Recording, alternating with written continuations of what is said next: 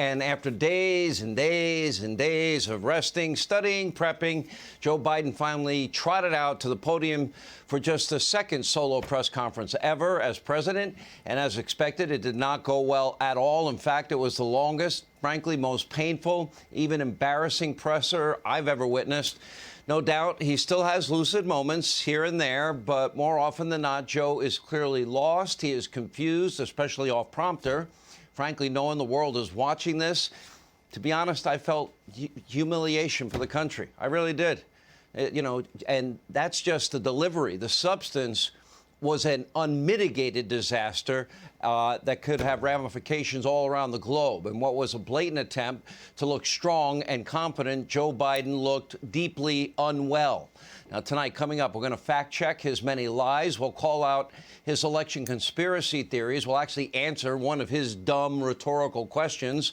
And we'll tell you how his pathetic rhetoric surrounding Russia and NATO could have potentially explosive and very deadly consequences around the entire globe.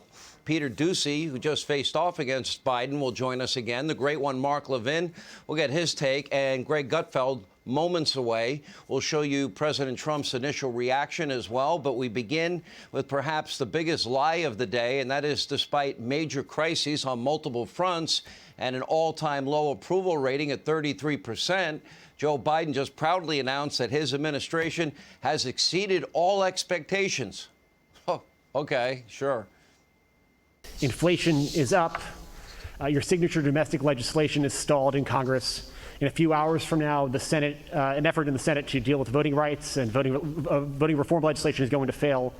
COVID-19 is still taking the lives of 1,500 Americans every day. And the nation's divisions are just as raw as they were a year ago. Did you overpromise to the American public what you could achieve in your first year in office? And how do you plan to course correct going forward? Why are you such an optimist?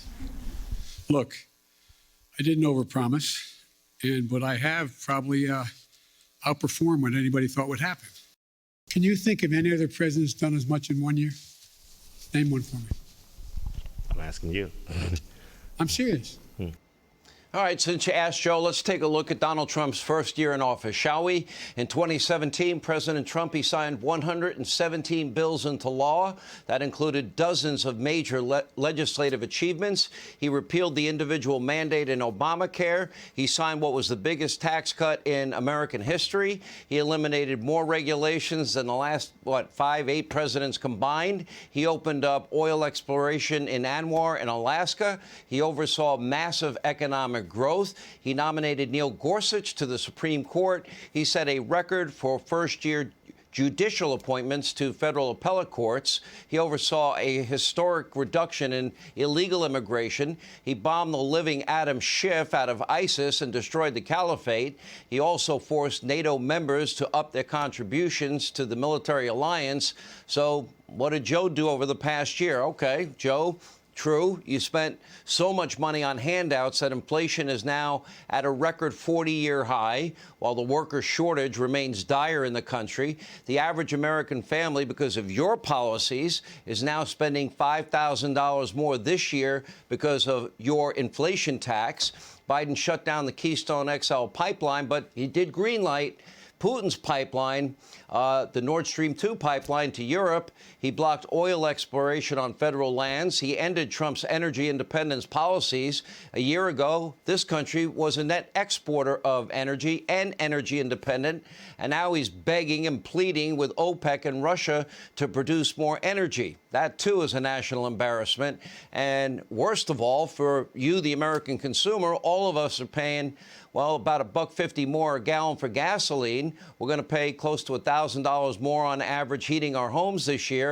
And we now pay more for every single product we buy at every store that we go to. And there's no end in sight, as now the price of a barrel of oil worldwide is now headed to $100 a barrel and maybe higher. Now, that's a huge reason for the 40-year high in inflation. And Joe obviously has zero understanding of economics 101 because he never tied those two things together. Instead, he's lashing out, blaming businesses and industries and saying his policies did not cause this. And remember, he also ended Trump's border policies. He stopped construction of the border wall. He also ended the Stay in Mexico policy that was working. It caused record levels of illegal immigration we had not seen in, 20, 25 years. Now, we can never forget the 13 Americans who were killed because of Biden's botched withdrawal from Afghanistan, or the thousands of Americans and green card holders and allies that he abandoned when he said he wouldn't do it. You remember, he also promised to shut down the virus. That never happened either. Joe was lying the entire time. Not only did he not shut it down, we had more people that died from COVID-19 in 2021 than 2020. He said, I didn't see Omicron coming. And in the meantime, when we needed it most, he ran out of COVID tests. He ran out of monoclonal antibodies. He's done nothing to mass produce the antivirals that, for the first time today, he even mentioned. We have now more Americans dead under his watch than Donald Trump. But according to the White House, Biden did build a lot of new windmills and electric charging stations. Okay, that's really helping us all out a lot. But as for the unity that Joe promised in his inauguration speech, well, today, Joe couldn't even be honest about that. Take a look. I know that you dispute the characterization that you called folks who would oppose those voting bills as being Bull Connor or George Wallace, but you said that they would be sort of in the same camp. No, I didn't say that. Look what I said. Go back and read what I said and tell me if you think I called anyone who voted on the side of the position taken by Bull Connor that they were Bull Connor. And that is an interesting reading of English. I assume you got into journalism because you like to write. So I ask every elected official in America, how do you want to be remembered? At consequential moments in history, they present a choice. Do you want to be on the side of Dr. King or George Wallace? Do you want to be on the side of John Lewis or Bull Connor? Do you want to be on the side of Abraham Lincoln or Jefferson Davis? Well, he chose to be beside, let's see, the former Klansman Robert Byrd and stop integration of schools because he didn't want public schools to be racial jungles. It was lie after lie after lie in this presser today. Now, even Joe's old friend Dick Durbin thought that speech was too divisive. Joe does not seem to grasp reality at this point in time. He just lies and lies over and over again. Here are a few more examples. Take a look. You decide. Why are you trying so hard in your first year to pull the country so far to the left? Well, I'm not. If you notice, I haven't attacked anybody publicly, any senator, any congressman. My Build Back Better plan will address the biggest cost of working families face every day. And it will do all of this without raising a single penny in taxes on people making under $400,000 a year. And for the first time in a long time, this country's working people actually got a raise. We've seen record job creation, record economic growth in the past year. Anybody who listened to the speech, I did not say that they were going to be a George Wallace or a Bull Connor. Biden's blatant lies are a culmination of two deeply concerning issues. One, he's always been a kind of slimy, dishonest politician, to be blunt. Two, Joe is now in a very steep, very obvious cognitive decline. It's becoming harder and harder for him to keep his tall tale straight. And as a result, you, the American people, well, you don't seem to have much confidence or believe that Joe is competent to serve. Today, James Rosen asked Biden about this cognitive decline, and Joe was not interested in giving an answer. Totally unaware. Take a look. I'd like to raise a delicate subject, but with utmost respect for your life accomplishments and the high office you hold.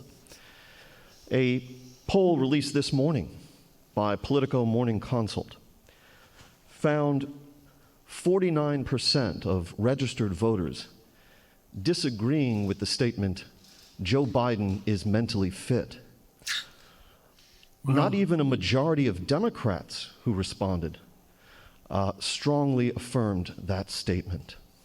Well, I'll let you all make the judgment whether they're correct. Well, so the question I have for you, sir, if you'd let me finish, is why do you suppose such large segments of the American electorate have come to harbor such profound concerns about your cognitive fitness?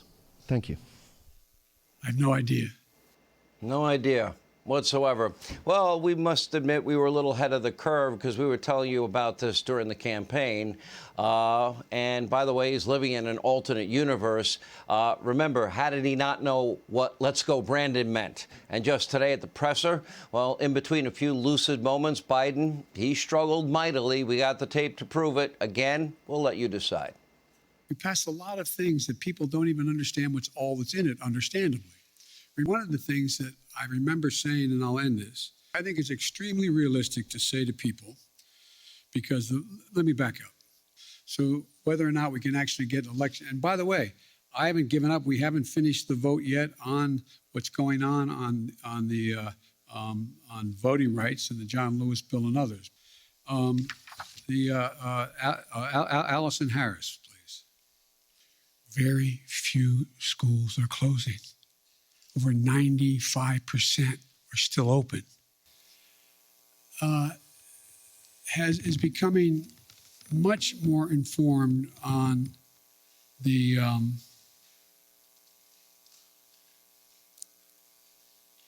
motives of some of the political players and some of the